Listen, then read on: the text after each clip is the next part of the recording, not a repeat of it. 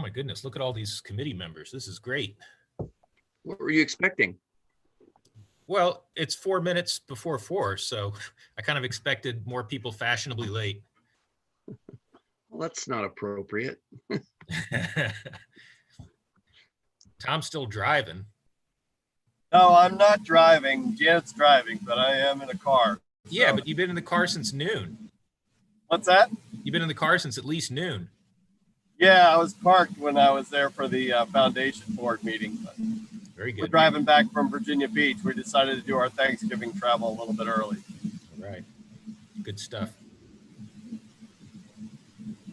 Art, you doing anything for Thanksgiving? I haven't gotten that far in my thinking yet. Okay. Yeah, you I'm got just trying. lectured. I'm just trying to get through tomorrow morning. Talk to me then, and I'll start thinking of a plan. Fair enough. So, hey, Nathan. Hey, Nathan, do you hear us? I hear you. Are we expecting Barry? Our laptop. Okay. I'm not expecting him. He, hang on a second. He replied positively that he was attending tomorrow's board meeting. I did not hear specifically about today.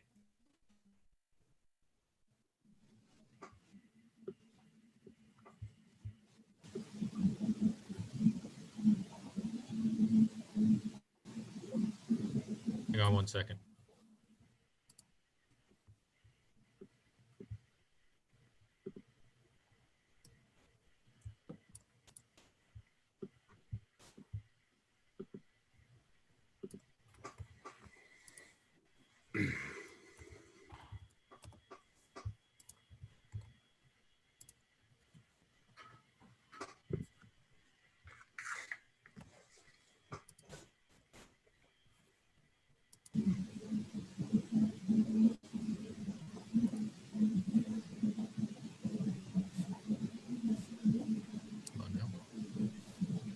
Hey, Tom, it was a great time to be telling you now, but I took the liberty of inviting Hayden Bassett to join us again, just in case we wanted to talk about that Guatemalan artifact collection.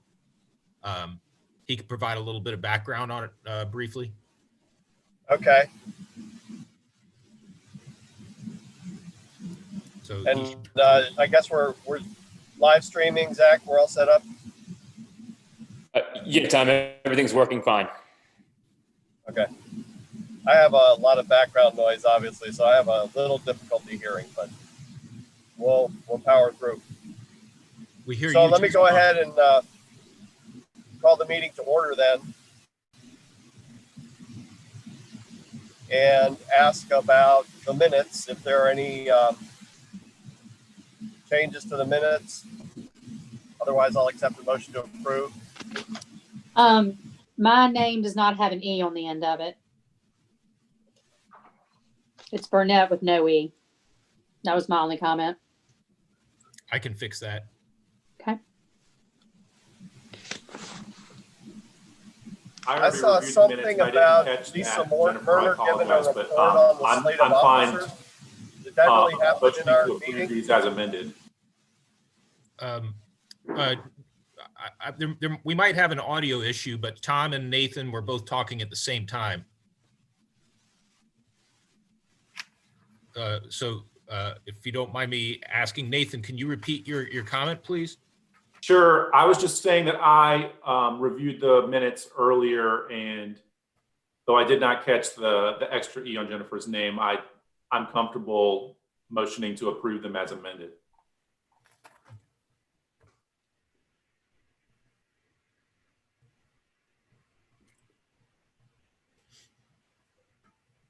Tom, did you get that comment from Nathan? I'm sorry, I'm having a hard time hearing that. Sure. He was happy with amending the minutes to correct Jennifer's name, and he made a motion to otherwise approve the minutes as presented. Okay, so a motion to approve. We have a second. Second. All right. All those in favor signify it by saying aye. Aye. Thumbs up.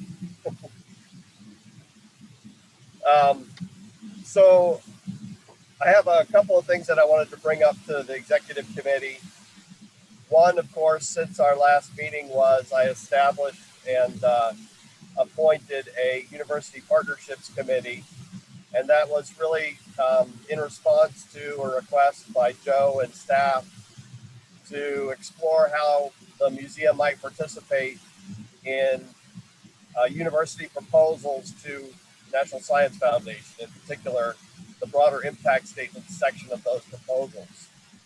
So Art and Carol and I will represent the Board of Trustees, and then D.V. Foley and Kathy O'Neill will be on there from the foundation board, as well as Joe and Ben and I think Christy, and any curators that can participate as they have interest and availability.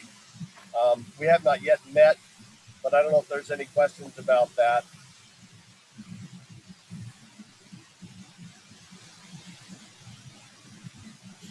Thank you for doing that, Tom. I think it will be an interesting avenue, and I'll certainly call a meeting of that committee before the next board meeting. Yeah, and I'll announce that tomorrow to the larger board. One thing I wanted to bring up was our meeting schedule for the coming year. Of course, we're still under a state of emergency. I'm hoping that we'll have an opportunity to see that lifted and be able to meet in person at some time in 2021. Currently, we're scheduled to meet in February in Waynesboro, but it's unlikely that that's going to happen. I think we're still probably going to be in the virtual mode.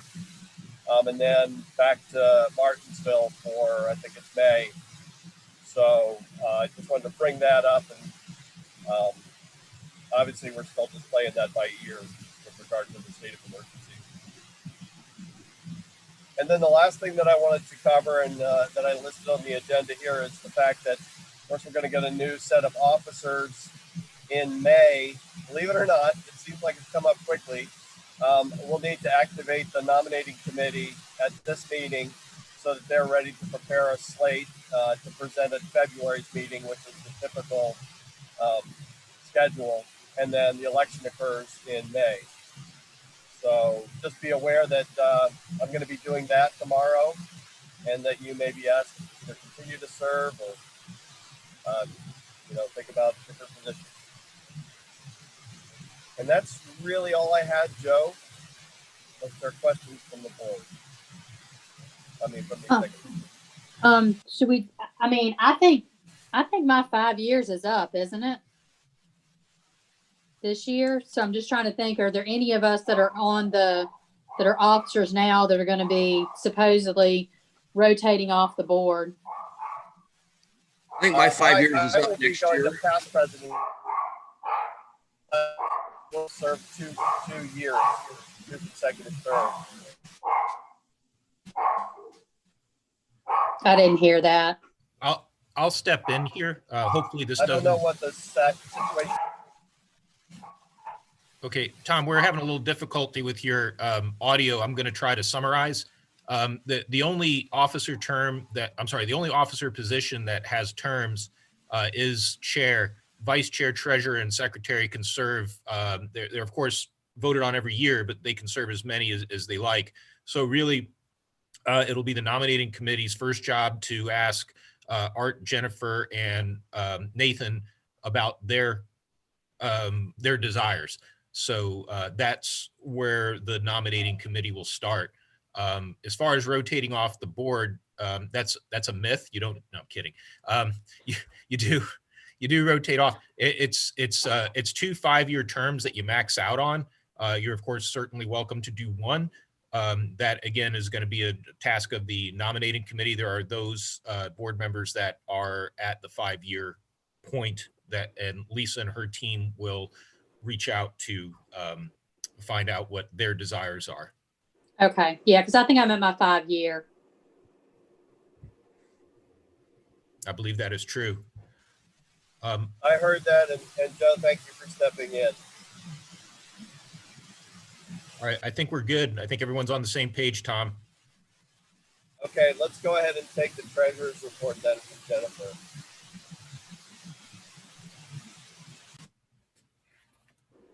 Okay. Is everybody still there? I'm here. Okay. I couldn't see anybody. Okay. We can, Okay. So the treasurer's report is included in the board materials. So we basically have a first quarter financial summary. And I think there were also some footnotes as well. Did the footnotes go to the first quarter numbers, correct, Joe? That is true. Okay. So basically, taking a look at the treasurer's report, didn't know if anyone had any particular questions. You can sort of see where we are in a year to date. Of course, we are in the first quarter. If you look at the footnotes, you'll see that from a revenue standpoint, we're supposed to get the additional $27,000 from the city of Martinsville by the end of next quarter. The foundation is still holding funds for the education pavilion. So I think we're still waiting on approval from the state, final approval, and then I guess we move forward with construction at that point. We've also received additional federal funds through the Coronavirus Relief Fund.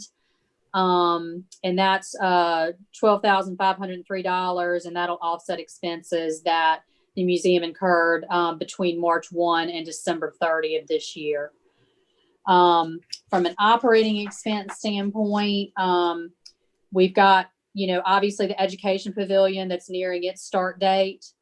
We already talked about that. And I think we're thinking that the approval for the state on the projects is imminent. The elevator is currently under contract with the work to start immediately. That's under the maintenance reserve budget. And the Douglas roof project is waiting for the asbestos test to come back. But it's doubtful that it's going to come back positive. And then once construction starts on that, then, funds will be transferred from the maintenance reserve budget to fund the projects. Agency service charges will increase drastically over the next 2 quarters. We're responsible for our portion of the state mandated HCM Cardinal project, and we have undergone 2 audits. The VITA audit has been completed. It was a total cost of $31,090. And those charges are expected to show up on October's balance sheet.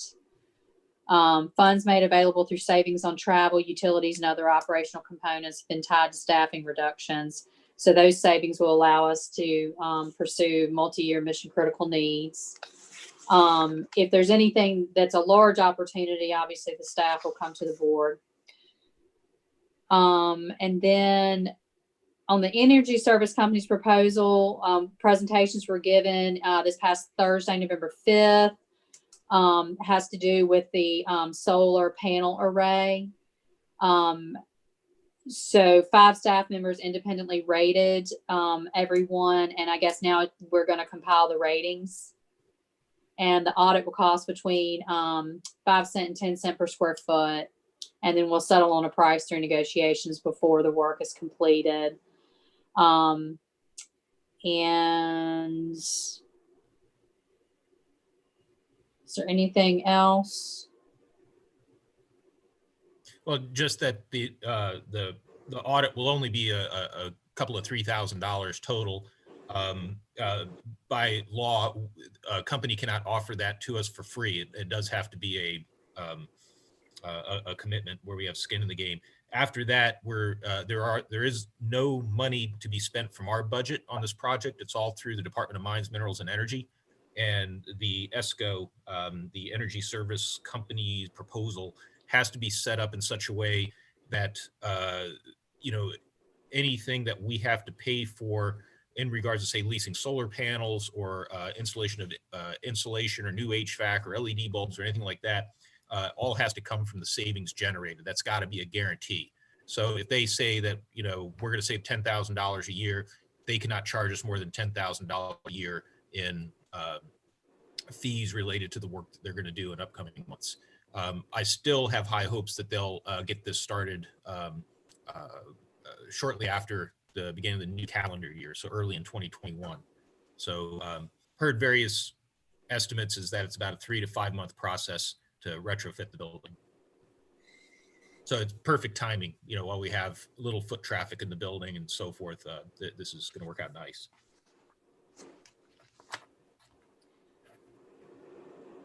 And I guess the only number I see that's, we're 352% of year to date on subscriptions. Yeah, I think we paid in advance on some materials. Okay. I think there was I one. mean, not other- that it's a huge amount of money. I was just No. curious. No. So does anyone have any questions about the treasurer's report? I don't.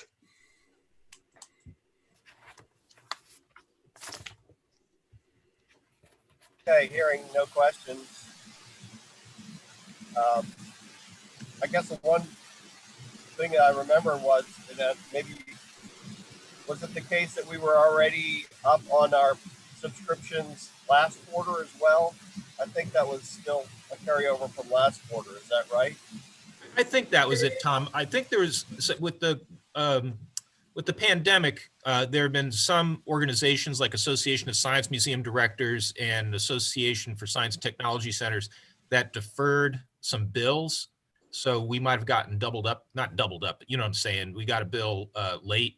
They were trying to cut everyone a little slack.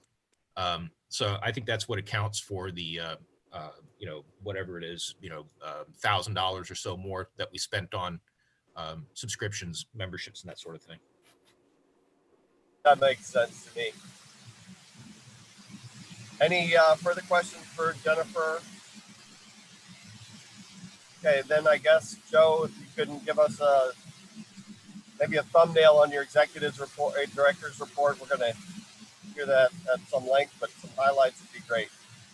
Yeah, so COVID-19, everything is pretty much the same as last time. We're operating Friday, Saturday. All's going well. The COVID relief funds have helped with some mitigation efforts that we have around here. We've gotten backpack sprayers and other materials, more sanitizing stations and so forth. So basically all I'm saying is that we're good. Related to that, we're just going to kind of keep things at a low pace with the upcoming calendar. I've charged the staff. First of all, education has come up with a plan for summer camps. So if the situation allows, we will advertise and run summer camps in the summer if vaccinations and virus mitigation goes well. If not, we'll just have to make that call in the spring. Related, the staff will plan an October 2021 Dragon Fest. If, again, virus mitigation is sped up and things go very well, we'll try to squeeze in one before that to get the new fiscal year off to a good start. Indeed, the staff are planning kind of an attempt to get some real momentum going once the virus situation is cleared up. We've already talked about the energy upgrades. There's not much to say about VMNH Waynesboro campus update other than we did have a roundtable with educators to talk about children's experiences within the galleries. It was a really good session from a couple of weeks ago. I've included those minutes with the board packet. So we got a lot of great input from some aces in the field. Lastly, this is just FYI. As you see in the agenda, there's an update on revisions to operations in the Attorney General's office. We got a memo that basically says that the state will not be providing a certain amount of funding to the Attorney General's office. That sounds like it's being passed downstream. So basically, from here on out, and we need to ask her tomorrow. I don't know if this counts towards simply attending a board meeting or an executive committee meeting, but if we use her services, it's billed at $140 an hour, probably prorated down to the nearest 10 minutes or something along those lines. So that's something we just need to keep an eye on. My estimate is that if that were the case for this fiscal year, I would estimate that come June 30th, it would run somewhere between maybe $5,000 and $6,000 in services from reviewing MOUs, legal questions, things along that nature, you know. So, and I think that would be high end too. Though if we run into a legal snag of some sort, I can't predict what that would be. it could be something that we need to keep an eye on as far as the budget goes. And that's the high points. I will give a more in-depth report on staff activities and so forth at tomorrow's full board meeting. Thanks, Joe. And I'll just remark that I participated in that focus group on the early education exhibitry or design for the Waynesboro campus, and I thought it was a really good session. And I'll probably remark about that in tomorrow's meeting as well. Looking ahead in our agenda then, I don't know if there's any old business. Not offhand, that's hanging over my head, Tom. Now, the new business, of course, is the Guatemala collection. And I it with us. And so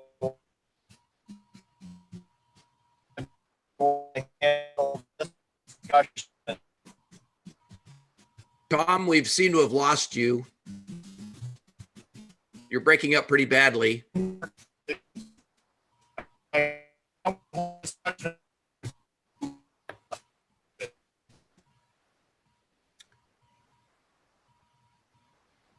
I'm going to try to text him.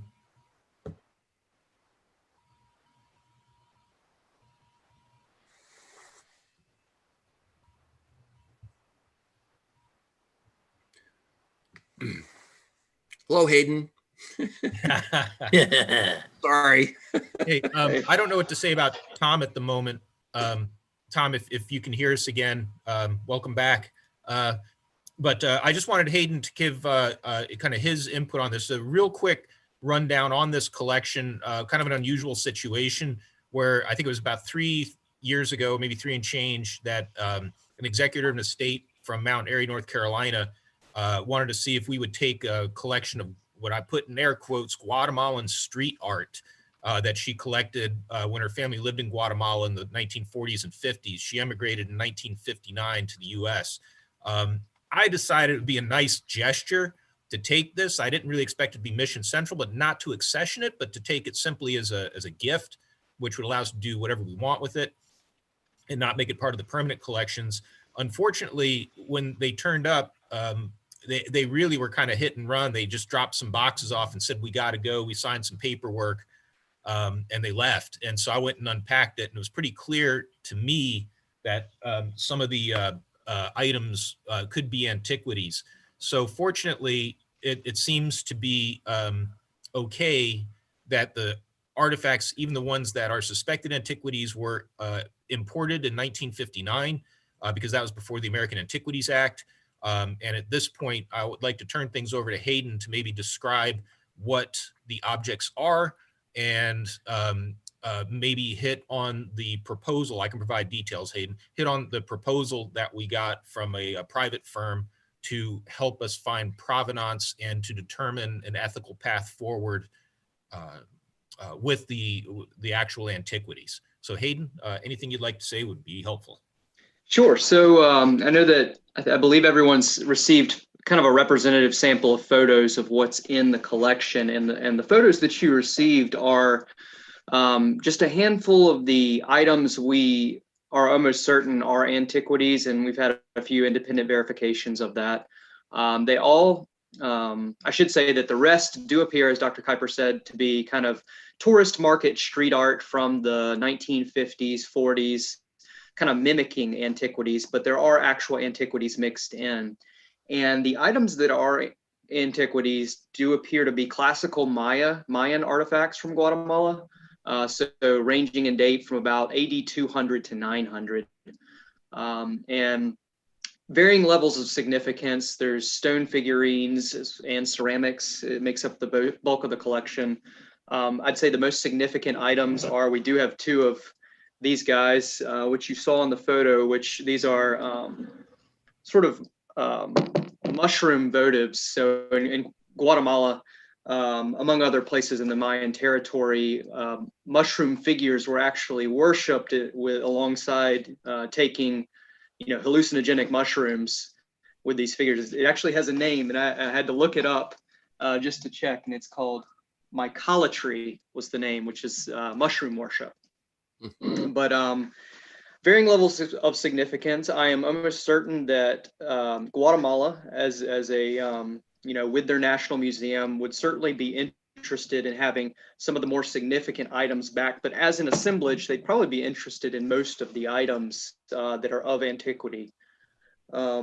Now, in terms of what Dr. Kuiper said was, everything is here legally. We have verified that. So there are no legal issues with our current ownership of these items. But the question is, there is an ethical issue with this, just because, one, it's not necessarily, we are an appropriate temporary repository for them if there is, a person in the U.S. who has a collection like this that maybe, maybe they should, maybe they shouldn't have it. We can temporarily house this material. But, long term, it's in everyone's best interest, we believe, for them to go back to the host nation. Because at the end of the day, the source undoubtedly for, an item like this is going to be an archaeological site. And because it was acquired probably from the street market, it was probably in the 1940s or 50s looted from an archaeological site. So kind of same story, with repatriation everywhere. So the proposal we have is from Cultural Heritage Partners. It's a firm out of Richmond. They do a lot with international cultural heritage work. This very issue, actually. They're probably the most reputable firm that deals with this, and they just so happen to be in Virginia, which is convenient for us. And the proposal that they have is currently to lend their services to basically track down the contextual information on all of these items, and then serve as kind of the liaison with the State Department and the host nation Ministry of Cultural Affairs, I believe it is, to basically bridge the gap of repatriation. They'll handle the legal side of taking artifacts from the U.S. outside of the U.S., and they'll also handle most of the paperwork involved with collections transfer to another institution, permanent collection transfer to another institution. Did I touch on everything there, Dr. Kuiper? Okay. I think so. Art, as chair of research and collections, I think it would be very beneficial for your committee to discuss this, because I just see personally pitfalls if we just stick this in FedEx and send it down to Guatemala and hope for the best. However, it is an investment because right now the contract, first of all, we can't sign the contract. It would have to run through Audrey. So we have Audrey, Audrey's expertise on this, which would be good. But the second thing is that right now it's an open-ended contract. They just give us $1 per hour, which there's no end estimated in sight, so we need some input from the Board of Trustees and to start with the Research and Collections Committee. How deep do we want to get into this financially? How important is this to us? Well, it's on the agenda for tomorrow. What are the legal ramifications for returning it? I mean, forgive my ignorance, but why don't we just call somebody at the embassy and their cultural attaché and say, when can we drop it off? Why is the onus on us to find out everything we can about it to hand it over?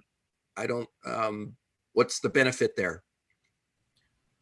Hayden, do you have anything you want to start with?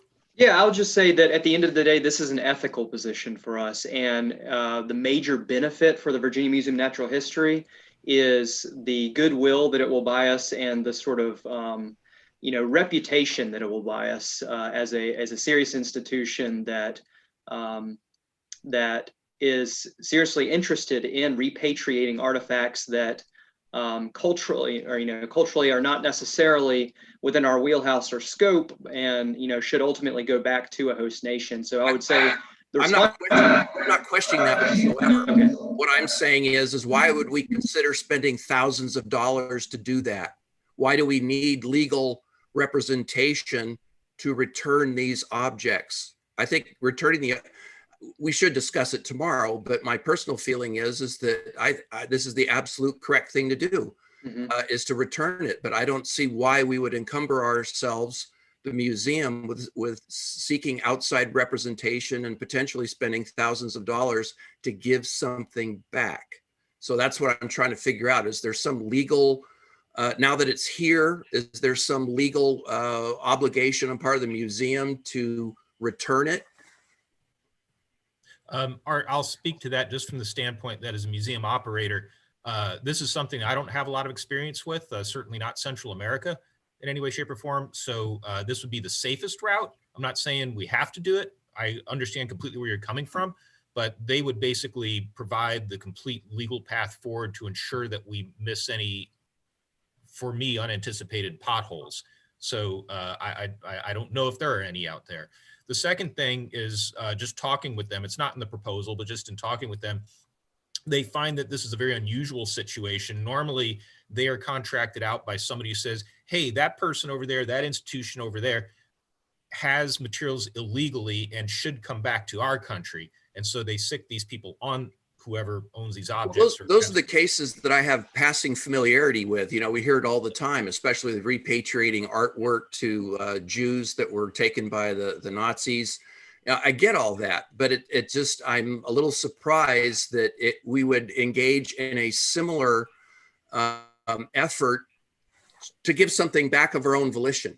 And that's what I want to hear from the board. I don't want to make that call. So that's why I'm asking for the board's help here. But I just want to finish my thought that because it's an unusual situation, they also this firm wants to engage in a professional collaboration outside of the provenance research.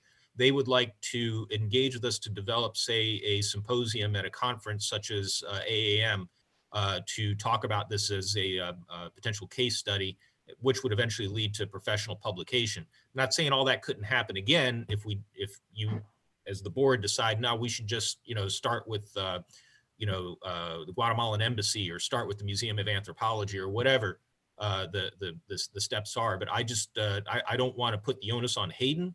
And I certainly would like some help from the board as far as guidance goes.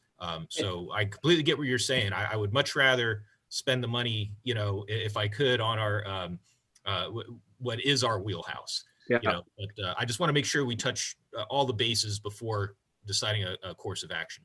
And I'll just add one thing to that. The way that I view this, professionally, I see this as a form of risk management. So the risks here is there's always major risks in moving cultural antiquities across borders, risk of confiscation, risk of, the right paperwork is not along with the artifacts, or at least from the position of, immigration on their side or immigration on our side, that the correct legalese is not associated with, these items as they're moving across the border, and then we risk losing it, and so does Guatemala.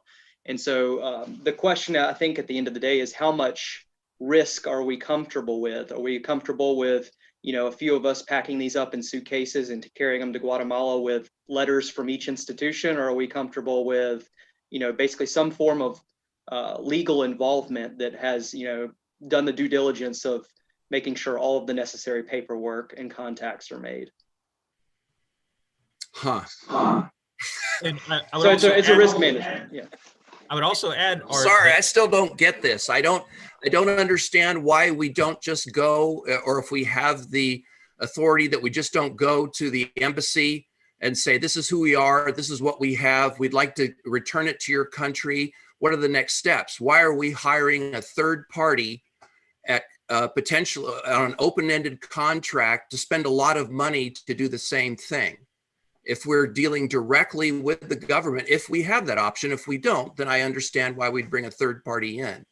And I realize we're not deciding this now, but I remember when it first came up, I just thought, this strikes me as odd. Why aren't we dealing with the country directly or using one of our contacts to do that, rather than pay a third party and then pay them to develop a program that benefits them? I'm not seeing this to develop a conference, and forgive me, Hayden, if this is something that is of particular interest to you, then that's different. But if we're really just talking about handing something off and doing the right thing and returning it where it belongs, I think our financial involvement in this should be the bare minimum. I mean, and doing right by the antiquities and the parties involved in the repatriation.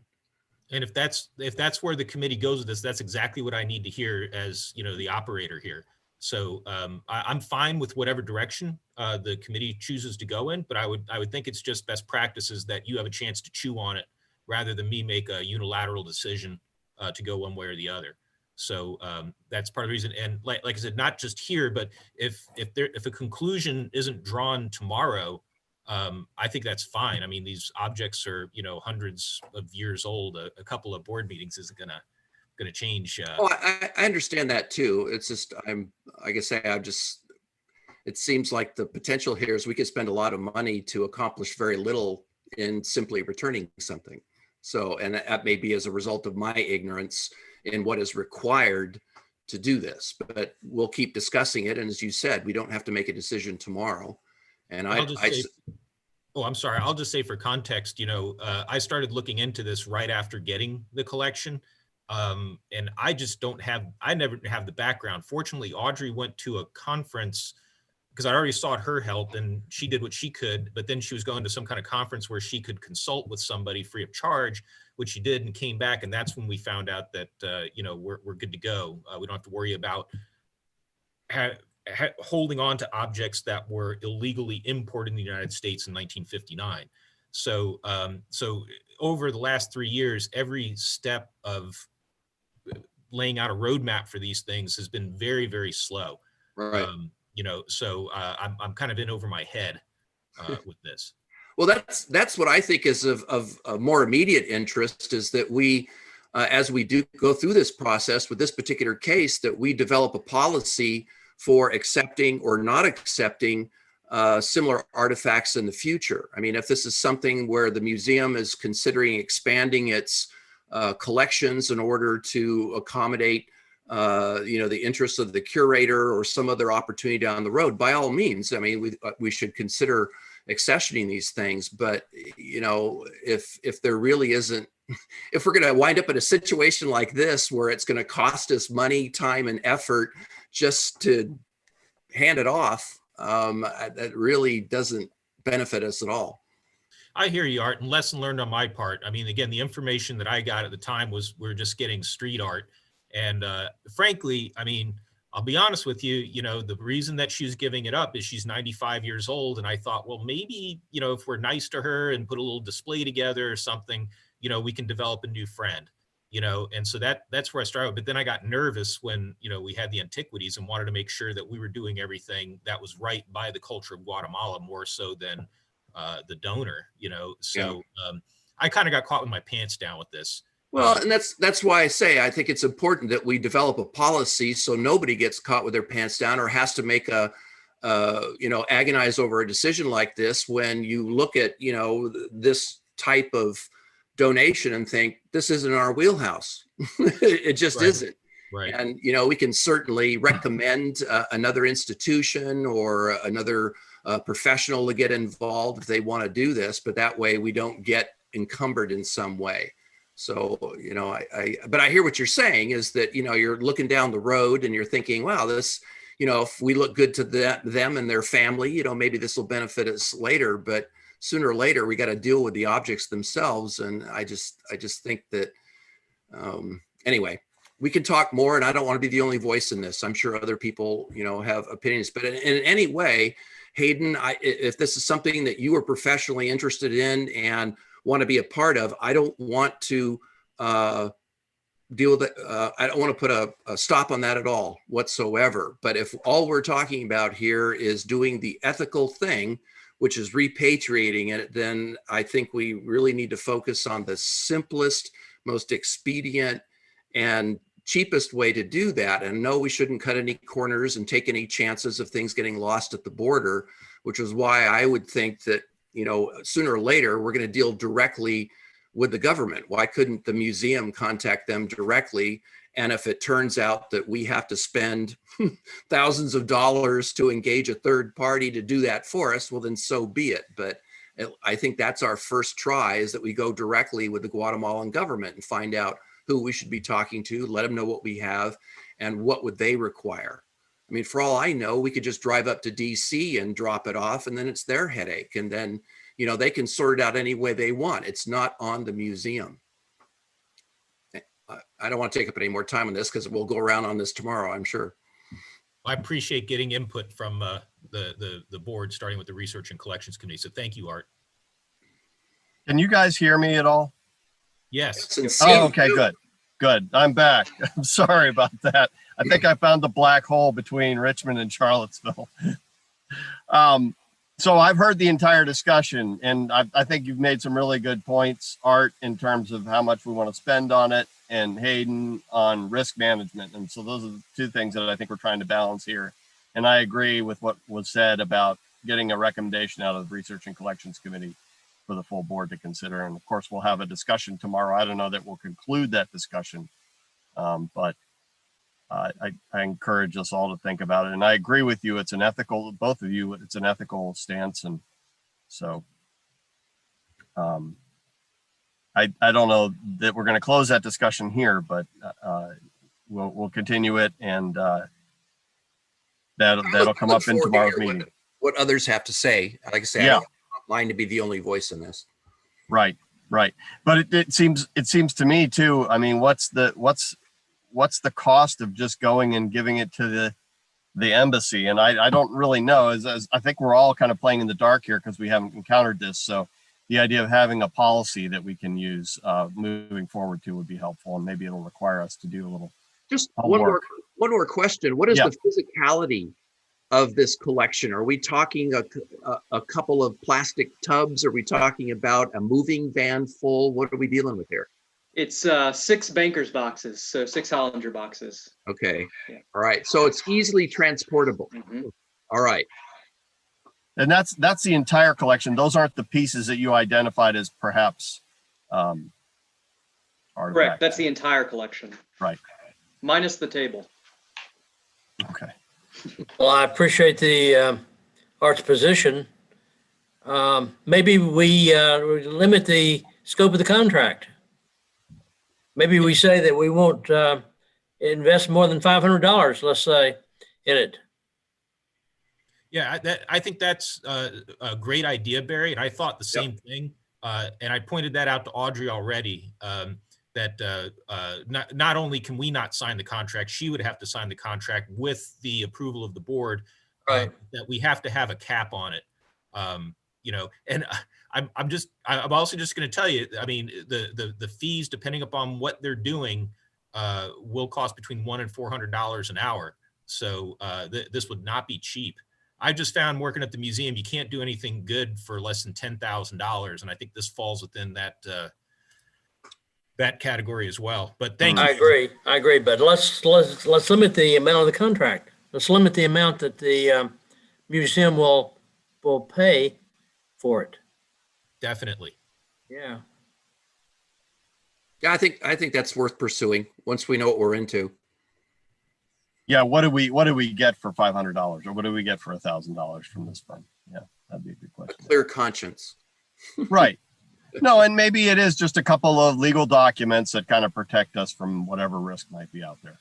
Well, there is the shipping too, and packing them carefully, and then going through all customs and all that sort of thing. And honestly, I don't see why that's on us. I think we would do, if it's possible, I think we would do well to find a governmental entity in this country that will handle that, and our responsibility is to get it to them. But like I say, that's not knowing anything more than I do now. So, and Hayden, I hope you feel free to speak up if any of us are missing the boat or you've got a different idea. Don't be shy in letting us know. No, I think everyone's hit it right on the money, just because, there are multiple routes to do this. And it all comes down to what's our comfort level. What do we feel our responsibility is? Yep. Okay. So yeah, we can certainly go a least cost route on this and potentially achieve the same thing, but it comes down to that potentially, which again, at the end of the day, we can see what our comfort level is with it. We all agree that we should repatriate them, right? Well, that seems to be the mood right now, and we'll discuss it more at tomorrow's research and collections meeting to get some more input. Okay, any other new business? This is Nathan. I believe we might be having a new board member. Joe, do you have any updates on that? I'm sorry, Nathan. I couldn't hear you. I believe we have a new Board of Trustees member. It looks like we did get an appointment. Do you have any information on that? I haven't seen that.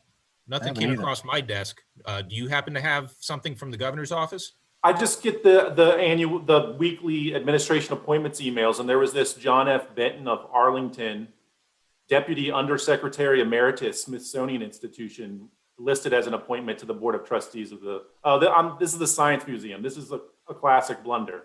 This is the wrong museum. I got excited there for a second. Yeah, that sounded like a good one.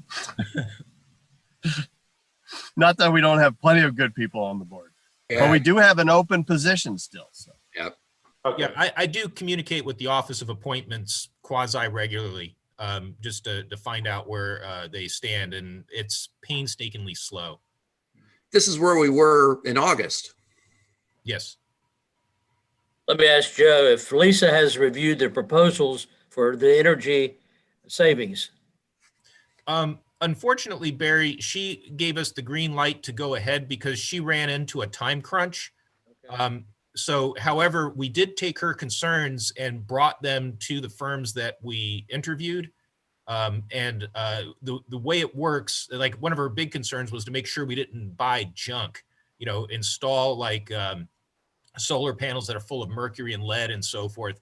We have to follow, and I forget the name of the act, but there is a bit of legislation that requires that the firm that receives money from Mines and Minerals to improve our building has to purchase their materials from reputable U.S. manufacturers. So she was satisfied with that. It's Bacon Davis. Bacon Davis, thank you. Anything else under new business? I'll just say we are going to get Audrey to do a training on FOIA tomorrow. And one of the things that I learned was with these Zoom meetings, she's saying we should not be using the chat or the Q&A because that's not captured for the public. So that's just one thing, a heads up for tomorrow to avoid using chat and Q&A. And I'll bring that up at the beginning of the meeting as well. That's not an issue for me because it's all I can do to focus on what people are saying. If I'm chatting, I'm not hearing what's going on. Right. Any announcements? I think not. Let's take a motion to adjourn then. I so move. Second. All in favor, say aye. Aye. Thumbs up. Thanks, everybody. And I will see some of you in committee meetings before our board meeting. Our board meeting, of course, is at 10 o'clock tomorrow. Thank you Right. all. Take care. Have a good